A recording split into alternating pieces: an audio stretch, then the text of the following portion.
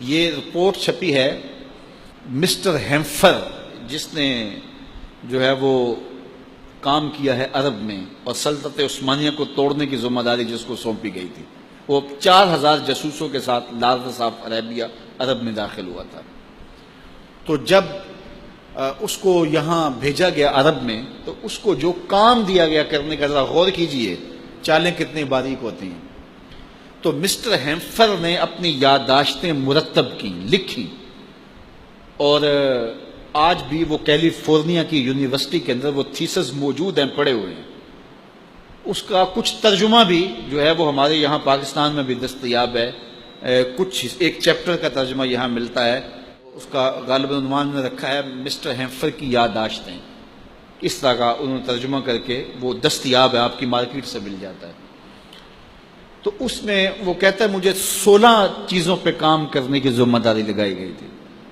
ان میں سے ایک کام یہ تھا کہ جعلی سادات پیدا کیے جائیں۔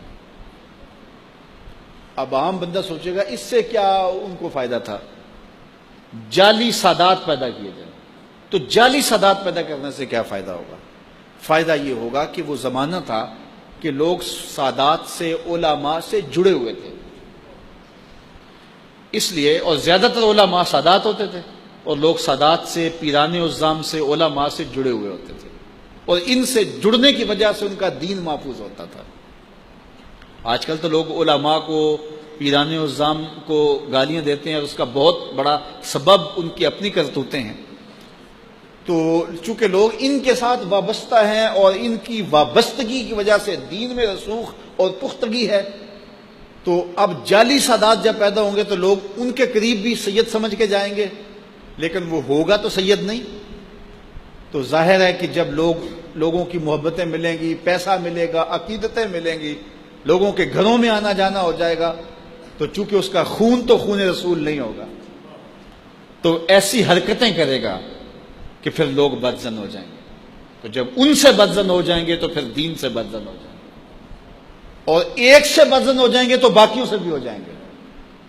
تو وہ کہتے ہیں میرے ذمے جو کام 16-17 کرنے کے لگائے گئے، ان میں سے ایک کام یہ تھا کہ جعلی سادات پیدا کیے جائیں۔ یہاں بر صغیر کے اندر جب انگریز آیا تو اس نے دیکھا کہ یہاں کے علماء پگڑی باندھتے ہیں، اوپر شملہ ہوتا تھا یا ازبا یا جس طرح مختلف سٹائل پگڑی کے ہیں، اور یہاں کے جو سرداران قوم تھے وہ بھی باندھتے تھے، یہاں پنجاب کا کلچر بھی تھا۔ اب وہ کہے آ کے حکم نامہ دے دے کہ پگڑیاں اتار، ایک دینی ایشو، مسلکی اور مذہبی ایشو ہے، اٹھ جائے گا، اس کے لیے مشکلات کھڑی ہوں گی۔ اس نے بالکل کسی کو نہیں کہا کہ پگڑی اتارا۔ اس نے کیا کیا کہ یہ جو سنتری تھے ان کو کلا بندوا دیا، جو باجے بجانے والے تھے ان کو کلا بندوا دیا، جو ڈھول بجانے والے تھے ان کو پگڑی پہنا دی۔ شادی کا موقع آیا تو جو بیرے تھے، کھانا تقسیم کرتے تھے، ان کو پگڑیاں بندوا دی۔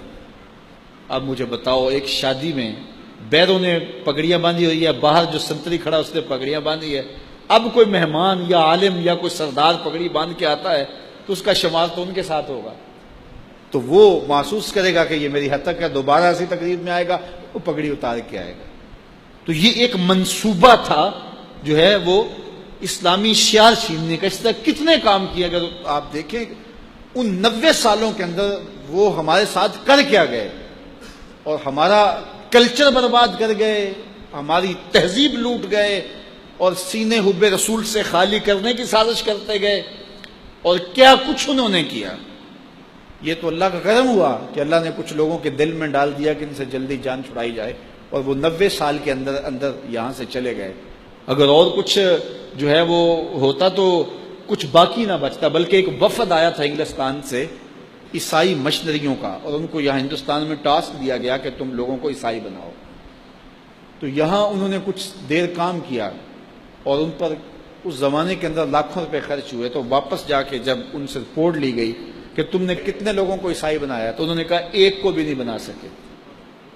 تو کہا اتنا پیسہ تمہارے اوپر ہم نے لگایا ہے، تو تم اتنے سال وہاں رہے بھی ہو، تو تم کسی ایک شخص کو بھی عیسائی نہیں بنا سکے، تو پھر کیا فائدہ تمہارا؟ تو انہوں نے کہا ہماری پوری رپورٹ سن لو نا، ہم کسی ایک شخص کو بھی عیسائی نہیں بنا سکے، لیکن کئیوں کو ہم نے مسلمان بھی نہیں رہنے دیا۔ یعنی ہم یہ تو نہیں کر سکے کہ کسی کو عیسائی بنا دیں، لیکن ہم نے ان کو مسلمان بھی نہیں رہنے دیا۔ اب کتنے لوگ ہیں جو درمیان میں معلق ہو گئے، مذہب میں رہتے ہوئے بھی مذہب بیزار، دین میں رہتے ہوئے بھی دین بیزار۔ اب وہی کام ہمارے میڈیا کے ذریعے سے کیا جا رہا ہے، علماء کو اداکار بنایا جا رہا ہے، اداکاروں کو علماء بنایا جا رہا ہے۔ مجھے بتاؤ اس کا کیا مطلب ہے؟